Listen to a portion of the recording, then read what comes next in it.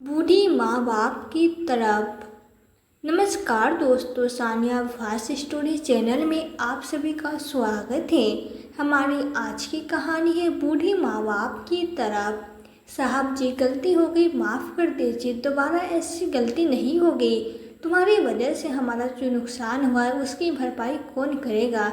मैं तुम्हारा इस महीने का सारा पगार काट लूँगा, तब तुम्हें पता चलेगा। नहीं छोटे साहब, ऐसा जुल्म मत करिए। मेरी बीवी आजकल बीमार रहती है, इसलिए कल काम पे नहीं आ पाया और मेरे पैरों में ईंटों को धोते समय, ईंटों को रखते समय कुछ ईंटें मेरे पैरों पर गिर गए और मुझे बहुत चोट आई है।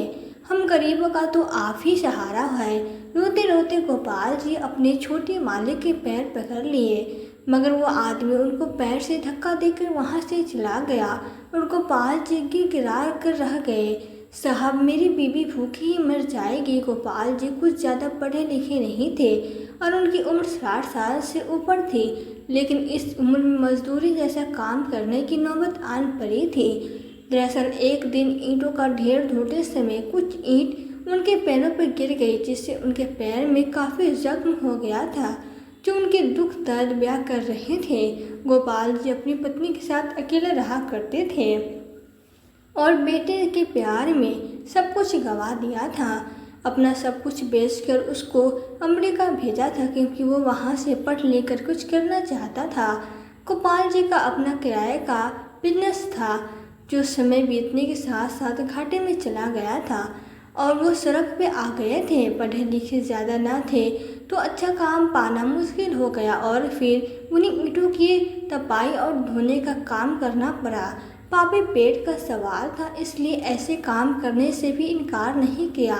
अपना मकान, जो कि अपने बेटे को अमेरिका भेजने के लिए गिरवी रखा था, वो भी व्यापार बंद होने के कारण जब्त हो गया था और उन्हें जीवन की गाड़ी आगे बढ़ाने के लिए मजदूरी करनी पड़ी। लेकिन कभी भी यह सब बेटे को जाहिर होने नहीं दिया कि उसके माता पिता कष्ट में हैं, क्योंकि इससे उसकी पढ़ाई में असर पड़ती। उनकी पत्नी यशोदा जी कहा करती, अपने दिन कब बदलेंगे जी? आप इस उम्र में इतना खटते हो, जाने बेटे का सुख हमें कब नसीब होगा? कब मेरा बेटा कमाए और हम सुख चैन की 2 रोटी खा पाएंगे? गोपाल जी यशोदा जी को हिम्मत बांटते, यशोदा जी सब्र रखो, सोनू हमारा इकलौता सहारा है, वही हमारी आखिरी उम्मीद है। एक और उसे बराबरी बन जाने तो फिर देखो, इस झोपड़पट्टी से निकलकर हम भी आलीशान बंगले में चले जाएंगे, जहाँ मेरे लिए एक कप चाय बनाकर, शरीर में बहुत दर्द है, कुछ तो आराम मिलेगी। गोपाल जी ने कहा। यशोदा जी रसोई में जाती है, चाय बनाने के लिए खोल कर देखती है तो पतीले में थोड़ा दूध कम था और शक्कर के डब्बे में शक्कर बिल्कुल भी नहीं था। वो किसी तरह दूध से में पानी मिलाकर बिना शक्कर वाले ही चाय बनाकर ले आते हैं और अपने पति गोपाल जी को देती है। अरे यशोदा, तू अपने लिए चाय नहीं लाए? मुझे भी तो बुखार था, कुछ तो आराम मिलेगा। नहीं, मेरा अभी मन नहीं है। पानी जैसा चाय पीते ही गोपाल जी समझ जाते हैं कि ज़रूर घर में दूध नहीं था और शक्कर भी नहीं है, पर वो अपनी मजबूरी के कारण कुछ नहीं कह सकते थे। उदास होकर गोपाल जी कहते हैं, यशोदा, हमारे दिन जरूर बदलेंगे, तब तक यह रूखी सूखी खा लो। यशोदा दी मायूस होकर कहती है, कितने दिन से सोनू से बात नहीं हुई है जी। इस पर गोपाल जी यशोदा जी को समझाते हैं, अरे वो दिन रात पढ़ाई करता है यशोदा, अब बार बार उससे बात करो कि तो वो पढ़ाई में ध्यान कैसे लगाएगा? और कुछ दिन पहले ही तो वो बताया था कि उसकी परीक्षा शुरू होने वाली है। जब यहाँ दिन होता होगा तो वहाँ रात होती होगी, ऐसे में दखल अंदाजी ठीक नहीं है। यशोदा जी अपने मन की कसक अपने बेटे पे निकाल देना चाहते थे, लेकिन गोपाल जी हमेशा उन्हें रोक लेते थे। सोनू की पढ़ाई 5 साल की थी, लेकिन न जाने क्यों 7 साल होने को आ रहे थे और सोनू अभी तक नहीं आया था। एक दिन सोनू का फ़ोन आया तो गोपाल जी खुशी के मारे उछल पड़े और तुरंत यशोदा जी को आवाज़ दी, अरे यशोदा, जल्दी से आओ, देखो सोनू का फ़ोन आया है। यशोदा जी खाना बनाती हुई जल्दी से हाथ पोंछ कर आई और उनके आते ही गोपाल जी ने तुरंत फ़ोन स्पीकर पर डाल दिया। सोनू ने उधर से पूछा, पापा सब कैसा चल रहा है, सब ठीक है? बेटा तेरी पढ़ाई पूरी कब होगी? बस अब तू आ जा, बहुत याद आती है, अब रहा नहीं जाता। यशोदा जी ने कहा तो कह कर गया था पढ़ाई 5 साल की है, पर अब तो 7 साल बीत गए मेरे लाल। कहते कहते यशोदा जी का गला भर आया, लेकिन उन्होंने अपनी आवाज़ को बहकने से रोक लिया था, जिससे सोनू को कुछ पता नहीं चला। काफ़ी देर तक सोनू से यशोदा जी और गोपाल जी से बात करते रहे, लेकिन उससे अपनी हकीकत छुपा कर रखा था। वो नहीं जानता था कि उसके माँ बाप सुख चैन और अच्छी ज़िंदगी के लिए कितने पावर बेल रहे हैं और कितने दुखों कष्टों से गुजर रहे हैं। जाने कितने प्रयासों के बाद 2 वक्त की रोटी जुटा पाते हैं, और बारिश में झोपड़ी की छत से जब पानी चिपकता तो वो पूरी रात जाग कर ही बिता देते थे। सोनू को वापस आने में देर क्यों लग रही थी, जो गोपाल जी समझ नहीं पा रहे थे, क्योंकि पढ़ाई तो बस 5 साल की थी। कई बार गोपाल जी पूछते तो वो कुछ ऐसा बताता कि गोपाल जी को समझ नहीं आते, और फिर अपने कम पढ़े लिखे होने के कारण चुप हो रह जाते। 3 महीने बाद एक दिन फिर से सोनू का फ़ोन आया। वो अमेरिका से वापस भारत आ रहा था। यह खुशखबरी सुनते ही गोपाल जी खुशी से फूले नहीं समाये। गोपाल जी ने अपनी पत्नी यशोदा जी से कहा, यशोदा अब जब सोनू आ जाएगा ना तो मैं उसको सब कुछ बता दूंगा। यशोदा जी बहुत खुश थे। हमारा बेटा हमें संभाल लेगा जी, मेरा बेटा वापस आ रहा है, अब तो बस सब अच्छा होगा। दोनों ही अब दिन गिनने लगे थे कि अब सोनू के आने का समय आए, और वो उसको गले से लगाए और बेटे के आने का एक एक दिन गिनने लगे। अब वो तारीख पास आ ही गया था जब सोनू घर पे वापस आने वाला था। सोनू अगली सुबह आने वाला था, और दोनों ही अपने इंतजार में रात में सोए नहीं थे। यशोदा जी को कुछ ज़्यादा ध्यान तो उन्होंने कहा, सुनिए जी मेरा लाल यहाँ तक कैसे आएगा, यह नया पता है, उसको मालूम ही नहीं है। गोपाल जी ने कहा, यशोदा जब सुबह उसका फ़ोन आएगा तो बता दूंगा, तो वो आसानी से यहाँ पहुँच जाएगा। किसी तरह से सुबह तक का इंतज़ार तो ख़त्म हो चुका था, लेकिन अभी तक सोनू का फ़ोन नहीं आया। बेचैन यशोदा जी ने कहा, सुनिए जी सोनू का फ़ोन नहीं आया, कहीं वो सीधे पुराने पते पे तो नहीं चला गया। गोपाल जी ने बेचैनी भी बढ़ चुकी थी, क्योंकि सोनू के लिए दिए गए अनुसार समय तो उसे अभी तक आ जाना चाहिए था। उन्होंने यशोदा जी से कहा, थोड़ा धैर्य रखो, भगवान कहीं जाम में फंसा होगा, या क्या पता कि उसकी फ्लाइट लेट हो गई होगी, आता ही होगा। आज दोनों ही अपने सवालों का जवाब खुद ही दे रहे थे। आखिर माता पिता जो थे, सुबह से दोपहर और दोपहर से शाम हो चुकी थी, लेकिन अब तक सोनू न तो खुद ही आया, न ही उसका कोई फ़ोन आया था। दोनों पति पत्नी परेशान होते इधर से उधर बेचैन घूम रहे थे। बार बार नज़र दरवाजे से बाहर की तरफ जा रही थी। रात होने को आई, लेकिन सोनू का फ़ोन अभी तक नहीं आया। जब सोनू का फ़ोन लगाते तो उसका फ़ोन स्विच ऑफ बता रहा था। नहीं, ऐसा क्या हुआ था जो सोनू अभी तक घर नहीं पहुंचा था? दिन बीते, फिर सप्ताह भी बीत गया। गोपाल जी ने अखबार भी खंगाले कि कहीं हवाई जहाज दुर्घटनाग्रस्त तो नहीं हुआ, लेकिन इसमें भी निराश ही हाथ लगी। आसपास पड़ोसियों के घर जाकर उन्होंने न्यूज़ चैनल भी सुन ली, पर कहीं कुछ अता पता नहीं चला। यही करते करते 1 महीना बीत गया, लेकिन कोई खबर नहीं आई। गोपाल जी और यशोदा जी अपने कलेजे के टुकड़े के लिए तड़प रहे थे। उनके सारे सपने शीशे की तरह चकनाचूर हो गए थे, और बेटे की फिक्र में दोनों को ही अधमरा कर दिया था। गोपाल जी की आंखें सोनू को याद करके भर आती। यशोदा, पता नहीं कहाँ गया हमारा लाल, कहीं उसके साथ कुछ अनहोनी तो नहीं हो गई? रोती हुई यशोदा जी ने कहा, मुझे भी यही लगता है कि कहीं कुछ तो हुआ होगा, जाने मेरा सोनू कैसा होगा। दोनों पति पत्नी दिन भर सोनू के लिए परेशान बेचैन रहते और रोया करते, लेकिन 1 वर्ष बीत गए पर सोनू नहीं आया। रोज़ दोनों सोनू की तस्वीर देखकर उसे याद करते। कोई तरीका नहीं सूझ रहा था कि कैसे सोनू की खोज खबर निकाले। इतनी दूर जाना आसान थोड़ी था। पहले सोनू पे इतना खर्च करके उसकी कमर टूट चुकी थी। फिर से गोपाल जी अपने काम में लग गए। आखिर पापी पेट का सवाल था। जितना मेहनत करके उससे 2 वक्त की रोटी ही कमा पाते थे, लेकिन सोनू की फिक्र और याद में दोनों के शरीर जर्जर हो चुके थे। एक दिन गोपाल जी ने कहा, यशोदा मुझसे अब ये मजदूरी नहीं होती, शरीर जवाब दे रहा है। यशोदा जी ने तुरंत कहा, तो आप यह काम छोड़ क्यों नहीं देते?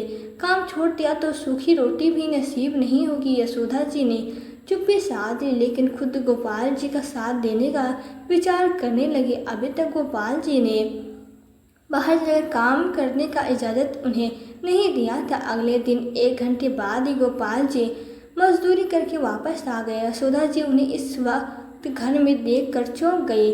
क्या हुआ जी, अभी तो गए थे, 1 ही घंटे में काम से वापस आ गए, तबीयत तो ठीक है ना?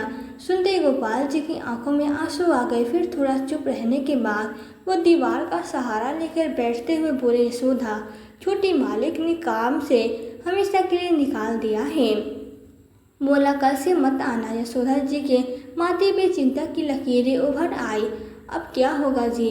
गोपाल जी आंखें बंद करते हुए बोले, क्या होगा यशोदा, अब दूसरा काम ढूंढो। यशोदा जी ने इत्तेफाक से कहा, चिंता मत कीजिए, मैं कुछ काम करूँगा, किसी की तरह रोटी भी कमाऊँगी, बनाऊँगी तो भी 4 पैसे मिलेंगे, बस आप इस बार कुछ मत बोलना। यह सुनते ही गोपाल जी का अहंकार जाग उठा। नहीं यशोदा, तुम यह सब नहीं करोगी, मैं तुम्हें हमेशा रानी बनाकर रखा, लेकिन अभी किस्मत खराब है, मगर इससे क्या फ़र्क पड़ेगा? मेरी दादें मजबूत है, मैं तुम्हारा और अपना पेट अकेले भरूंगा हमेशा की तरह। गोपाल जी ने ऐसा कहा। यशोदा जी फिर से चुप हो गई, क्योंकि कुछ कहकर उनका दिल दुखाना नहीं चाहते थे, क्योंकि पहले ही गोपाल जी बेटे के कारण टूट चुके थे। मगर यशोदा जी ने काम करने की ठान ली थी।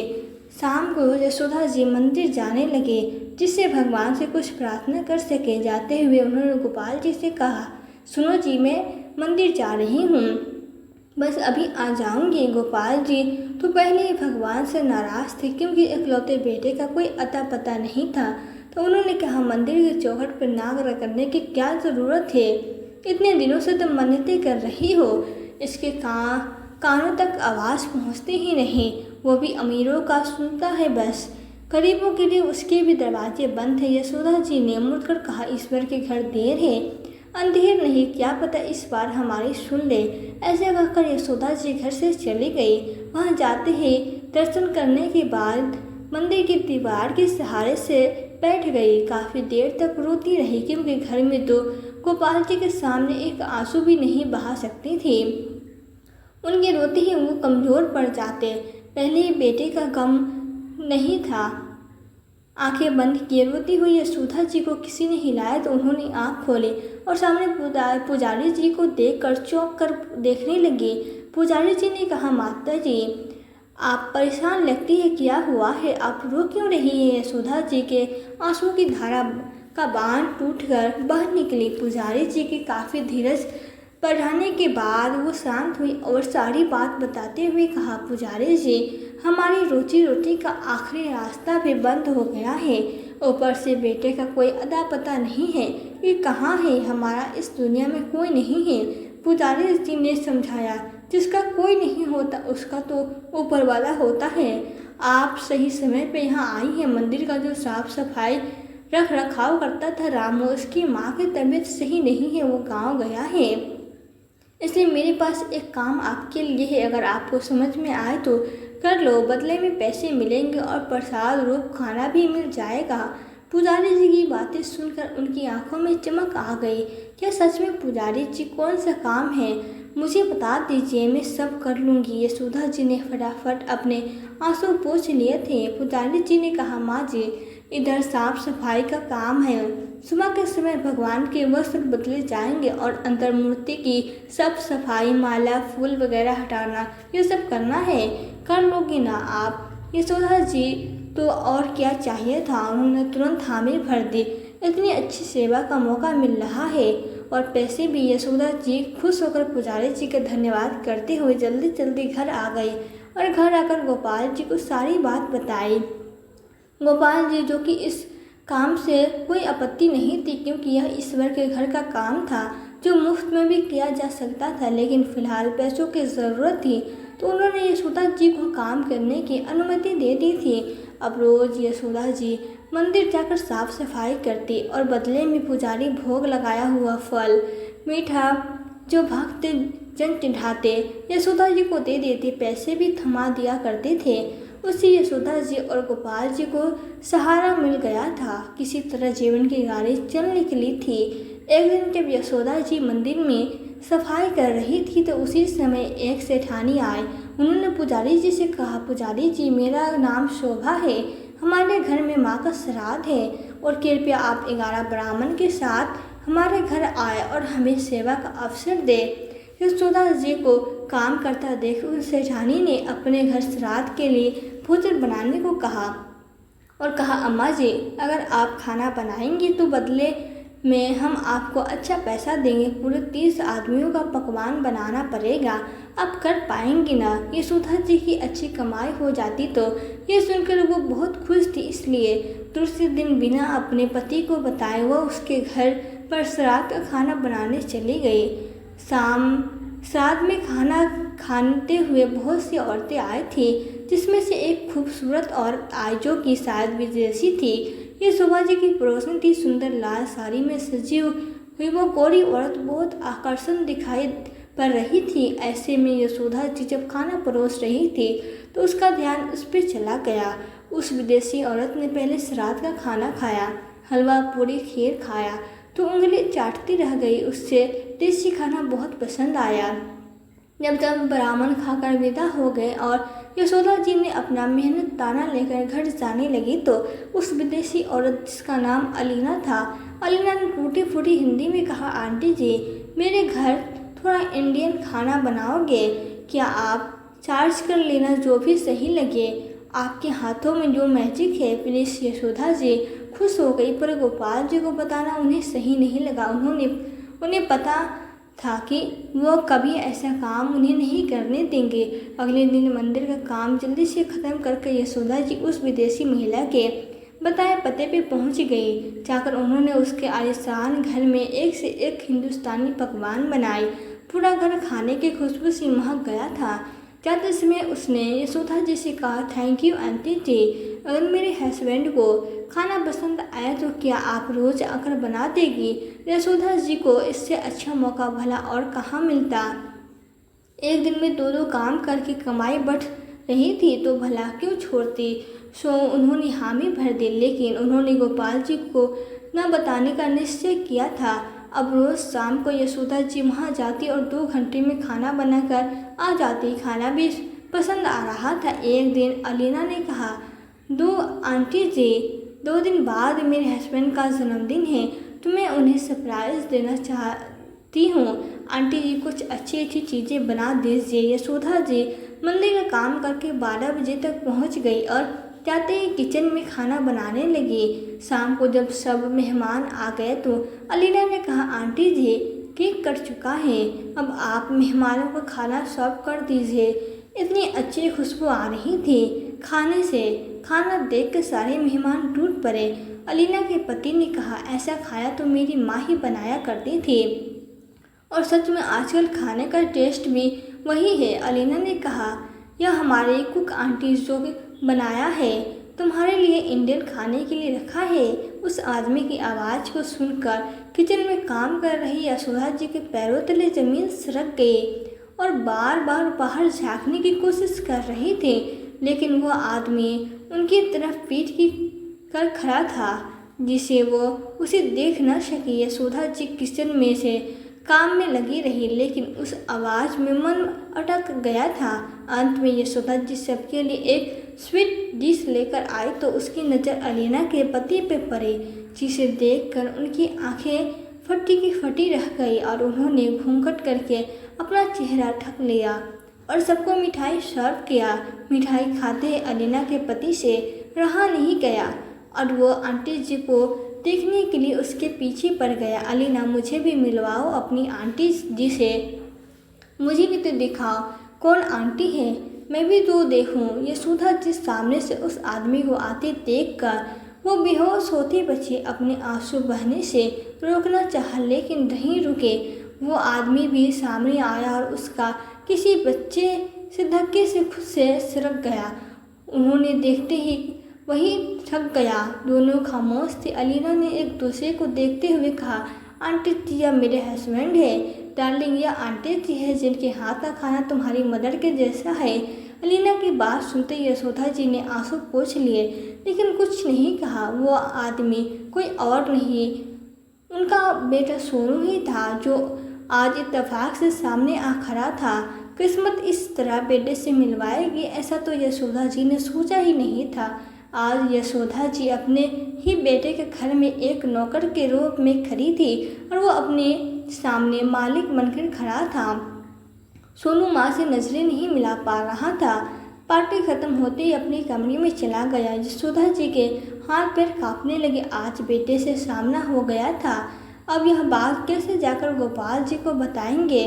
वो तो सुनते ही जाते ही मर जाएंगे कि उनका बेटा इसी शहर में रहता है मगर कभी मिलने नहीं आया और ना ही ढूंढने की कोशिश की। इतना बड़ा झटका वो उन्हें नहीं दे सकती थी, सो यह बात भी छुपाने का फैसला कर लिया।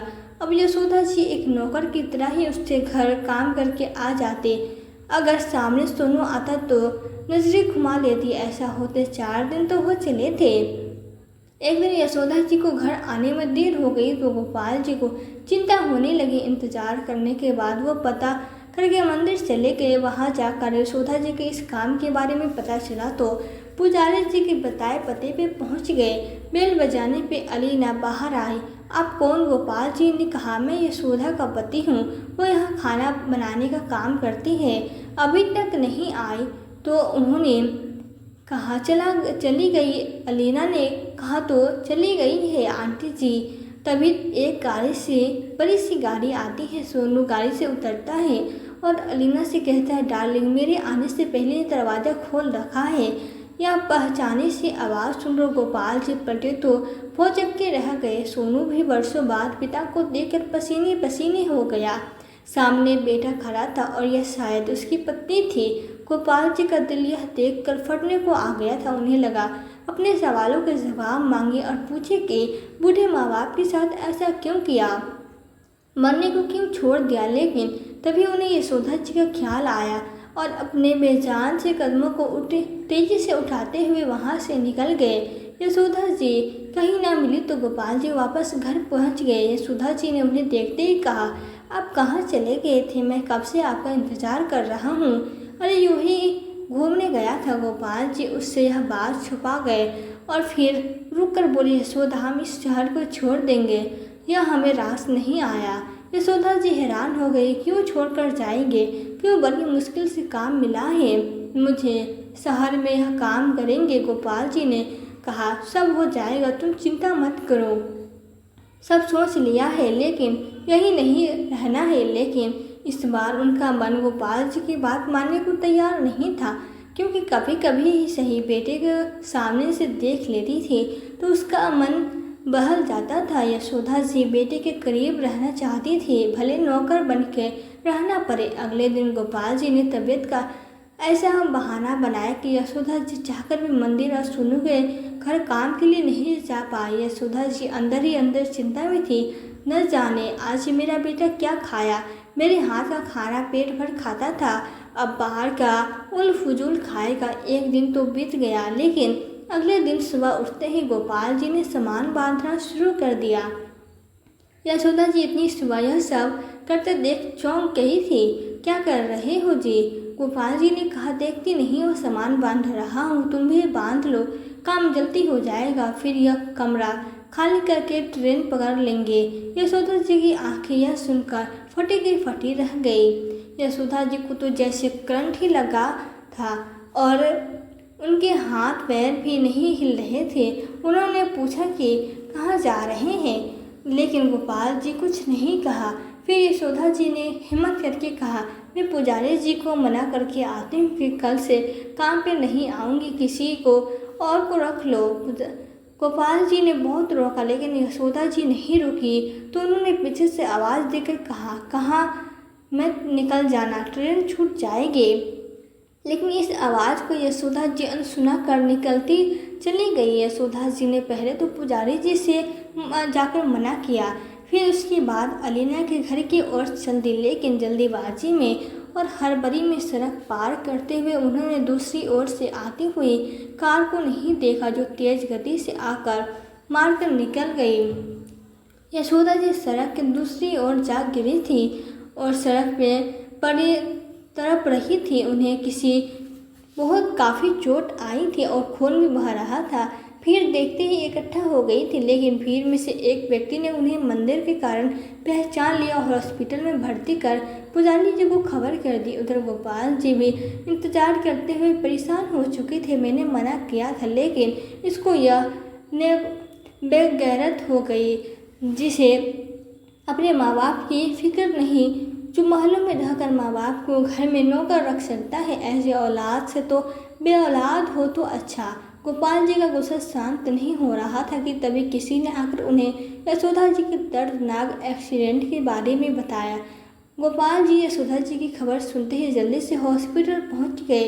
देखा तो यशोदा जी आईसीयू के अंदर थी, जहाँ उनका ऑपरेशन चल रहा था। उनकी हाथ की हड्डी टूट गई थी और माथे में ज़्यादा चोट आई थी। सांस लेने में दिक्कत थी तो ऑक्सीजन भी लगा दिया गया था। गोपाल जी सिचकते हुए आईसीयू के बाहर दीवार से फटा कर जमीन पर बैठ गए। उनकी पत्नी ही एकमात्र सहारा थी।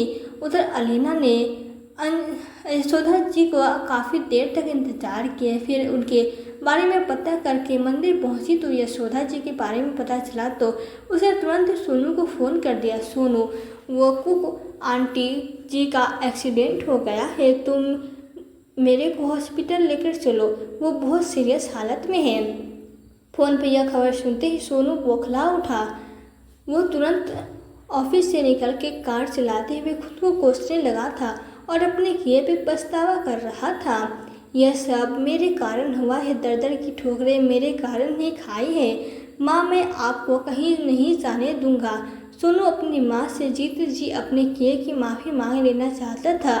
दोनों हॉस्पिटल पहुँच गए। माँ को आईसीयू में बाहर शीशे में देखकर ही उसके हाथ पैर फूल गए। नीचे बैठे गोपाल जी की नज़र उस पर पड़ी तो उन्होंने उसे धक्का दे दिया और कहा, क्यों आया है तू? अब क्या हम लोगों की अर्थी देखने आया है? तेरे कारण ही यहाँ है। अगर यशोदा को कुछ भी हुआ तो मैं तुझे माफ़ नहीं करूँगा। चला जा यहाँ से। अलीना यह सब देख कर हैरान थे। यह सब क्या हो रहा है? वो बार बार सोनू से पूछ रही थी। सोनू ने हाथ जोड़ कर कहा, पापा मुझे माफ़ कर दो प्लीज़। गोपाल जी बरस पड़े, क्यों माफ़ करो? तुझे बेगैरत औलाद है तो यह सब इस गोरी लड़की के लिए किया या गरीब माँ बाप के साथ रहने में बेइज्जती हो रही थी?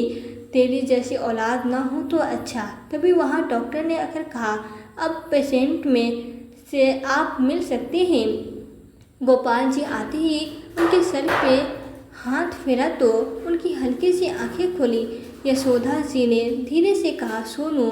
सोनू। गोपाल जी का चेहरा गुस्से से तमतमा गया, लेकिन यशोदा जी की हालत ऐसी नहीं थी कि उन्हें कुछ भी कहा जा सके। यशोदा जी बस बेटे को पुकार रही थी।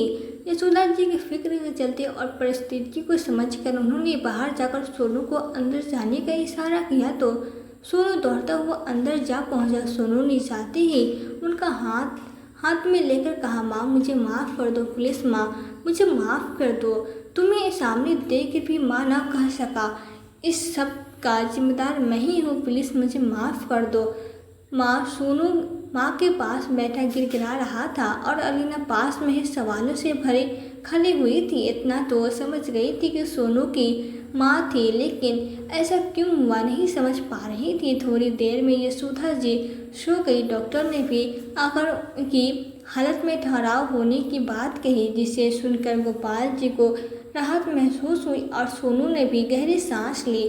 जिसके बाद बाहर आकर सोनू ने अपने पिता से माफ़ी मांगी तो उन्होंने सोनू से फिलहाल कुछ भी नहीं कहा। 10 दिन तक यशोदा जी हॉस्पिटल में ही रही और उनका सारा खर्चा सोनू ने उठाया। उसने अलीना को सब कुछ बता दिया था और अलीना भी उस पर इस सब के लिए नाराज़ हुई थी। जब यशोदा जी वापस अपने घर पहुंची तो सोनू को रोज़ सामने देखकर यशोदा जी जल्दी ठीक होने लगी, लेकिन अभी तक गोपाल जी उसे माफ़ करने को तैयार नहीं थे। यशोदा जी की हालत सुधार देखकर एक दिन गोपाल जी ने सोनू को अब आने के लिए मना कर दिया। सोनू रोता गिड़गिड़ाता रहा, लेकिन गोपाल जी ने फिर भी उसे घर से बाहर निकाल दिया। इस बार अलीना ने आगे आकर माफ़ी मांगी और सोनू को माफ़ करने के लिए कहा। हाथ जोड़कर कहा, पापा मुझे माफ़ कर दीजिए। मैं उस दिन आने के बाद पुराने घर गया तो वहाँ कोई नहीं मिला, लेकिन जब किसी ने पता लेकर यहाँ आया तो आपको ईंट उठाकर फटे कपड़ों में मजदूरी के लिए जाते देखा तो मुझे बेइज्जती महसूस हुई, क्योंकि बाहर कार में मेरे साथ अलीना भी थी। मैं शर्म के कारण उसे बता नहीं पाया कि मेरे माता पिता कौन हैं, और आप लोगों ने उसे न मिलने का बहाना बना दिया। इत्तेफाक से माँ मेरे ही घर खाना बनाने पहुँच गई। जिस दिन से देखा उस दिन से ही मुझे पछतावा हो रहा था, क्योंकि अलीना उसके साथ बहुत अच्छे से व्यवहार करती थी, नौकर जैसा कभी नहीं समझा। यह तो मैं ही गलत था जो अलीना को लेकर, अरे तुझे पढ़ाने के चक्कर में हमने घर गिरवी रख दिया, फिर बिजनेस ठप हो गया और सब कुछ लुट गया, लेकिन फिर भी तुझे कोई कमी नहीं होने दी और हमेशा तुझे पैसे भेजते रहे, खुद कंगाल में रहे और तुझे ऐसो आराम दिए। यह फटे कपड़े देख रहा, यह भी तेरी माँ ने न जाने कितनी बार सिल कर पहनाई है मुझे। सूखी रोटी में दिन गुजरे तेरे इंतजार में, लेकिन पूरी 5 साल की पढ़ाई 7 साल में हो गई। गोपाल जी का दिल तो उठता धुआं अब आसपास फैल रहा था। वह सब मुंह से निकल रहा था जो जाने कब से दबाए बैठे थे। सोनू ने कहा, पापा मैं अलीना से शादी के लिए वहाँ रुका हुआ था। पढ़ाई तो पहले पूरी हुई थी, लेकिन वहाँ एक नौकरी करके रुका हुआ था।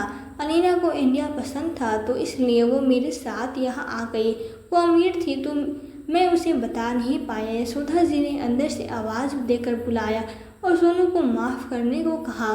सोनू पैरों में गिरकर माफ़ी मांग रहा था, पर बेटे की बातों से गोपाल जी का दिल नहीं पिघला और न ही वो बेटों को माफ़ करने के लिए तैयार थे।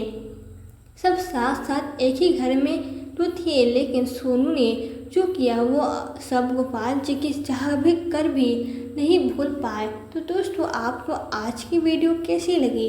वीडियो पसंद आई हो तो वीडियो को लाइक करें और ऐसी ही कहानियाँ सुनने के लिए हमारे चैनल सानिया भस स्टोरी को सब्सक्राइब जरूर करें। मिलते हैं फिर नई वीडियो में नई कहानी के साथ। वीडियो को पूरा सुनने और देखने के लिए आपका दिल से धन्यवाद।